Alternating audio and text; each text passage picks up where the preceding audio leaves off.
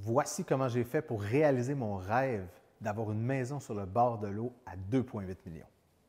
Dans la vie d'entrepreneur, il y a beaucoup de montagnes russes émotionnelles, ça c'est sûr, mais l'étape la plus importante au début, c'est vraiment d'aller chercher les connaissances nécessaires dans la spécialité que tu veux avoir. De mon côté, moi, ce qui me passionne, c'est l'investissement immobilier.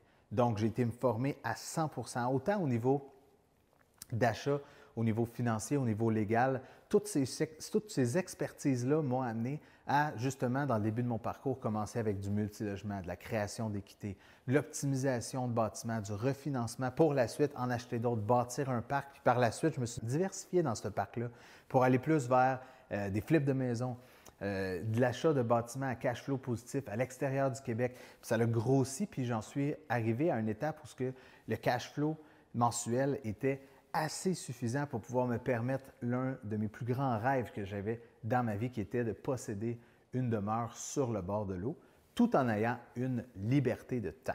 Donc, lâche pas, même si tu es dans tes débuts, va te chercher les connaissances nécessaires, puis fonce à 100% dans tes rêves pour atteindre tes objectifs.